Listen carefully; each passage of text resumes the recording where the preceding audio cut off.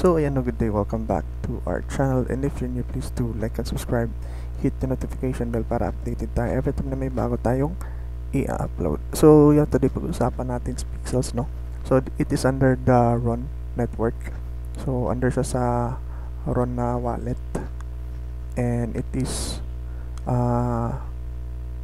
it is run by the Axie Infinity developer. So na-embark sila sa Ron network, and currently hindi siya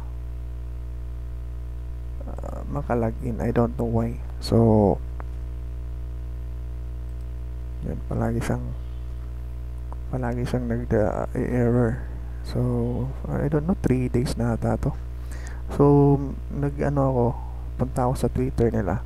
So may nabasa ko doon na reputation. So sa reputation, to increase your reputation, kailangan mong quest. Kailangan mong gawin yung mga quest. Kailangan, in short, parang ang gagawin mo, wag kang mag-farm ng berry. So just play inside the game. No? So yan yung gagawin mo to avoid reducing your reputation. Kasi kung nagfa-farm ng berry, nagtatanim ka ng popberry or mga grumpkins, tas hina-harvest mo din, nagka-convert, binibenta mo para maging berry. So parang nafa-flag ka na bot, no? So yun kasi ginagawa ko. So siguro na-flag ako, I don't know why, pero hindi naman ako bot. So in short, parang pinapatay nila yung free to play ng mga players, no? So another thing, para ma-increase yung reputation mo, kailangan mo maging VIP. So you need to buy a VIP dito sa game. So meaning parang pay to earn na siya, no? Hindi na siya play to earn. So pay to earn na siya. So siguro na-detect na rin nila yung mga loophole na na-expose ng mga content creator. Piniflex nila sa nila. So good thing din naman yun, kasi nagte-take action din naman yung Pixel na game. So yun lang yung concern ko, hindi ako makalagin. I don't know why. Siguro nga na-flag akong bot.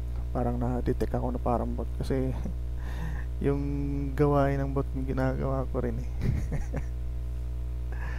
nagpa-farm tapos exit. Pag walang energy, exit, punta lang sa sauna, nagre-regen ng energy. Then pag may energy na, balik ulit, tanim ulit. So yun ginagawa ko, and yun din yung ginagawa ng mga bot. So siguro na-flag ako na bot, pero sana ma-fix nila to. Magawa sila ng yung tipong yung parang captcha na are you a bot or not, para at least, so hindi na siya play to earn. Pay to earn na siya. Pay to earn. Bayad muna bago kumita. Okay, so yeah. And also si SLP, nagpump nga pala si SLP. And recently ito yung niya, yung chart niya. So that's SLP. So kung titingin tayo sa 15-minute frame, ito yung 15-minute frame, nagpump na siya ng 2 beses. Potential pang magpump ng pangatlo to, kasi sa observation ko lang, si attitude kasi ni SLP 3 beses nagpa-pump yan So meron tayong isa, merong pangalawa dito. Potential magpump pangatlo yan, pero sinisilip ko rin, baka ito yung first na pump.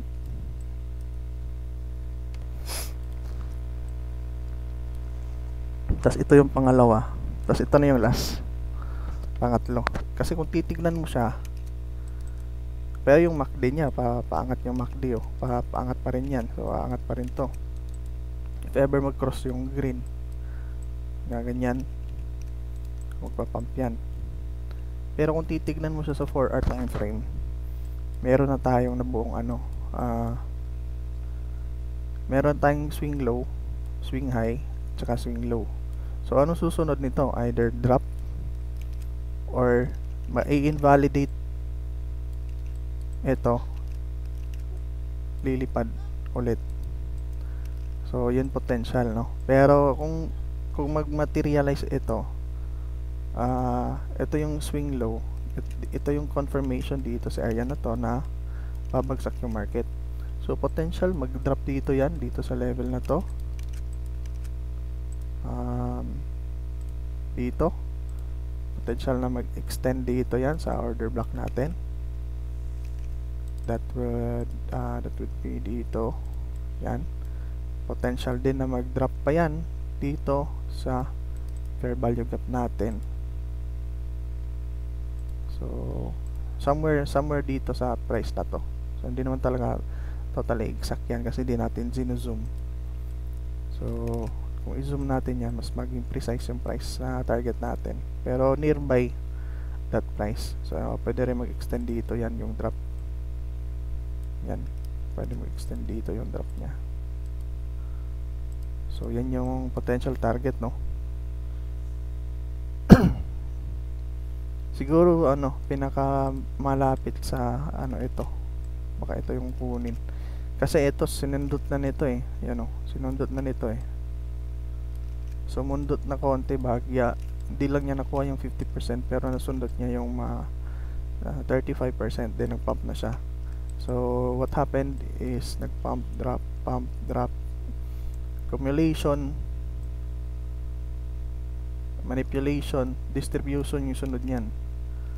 No, so hanap tayo ng isang example dito.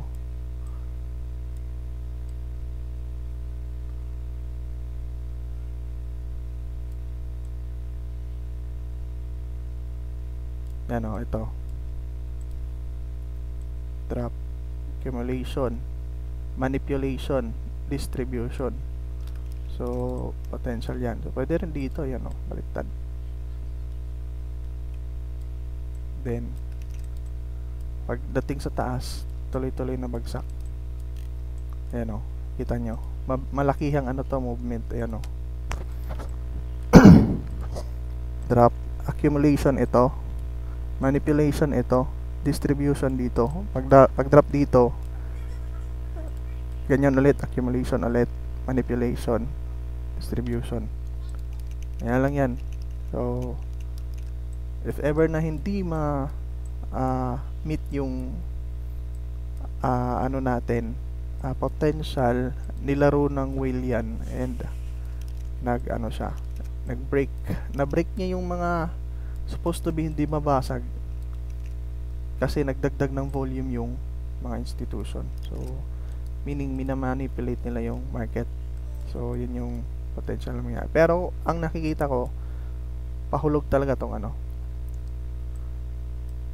mahuhulog yung price ni SLP. Gawa nga nang meron na tayo na create na swing high, last swing low, swing high, then panibagong swing low.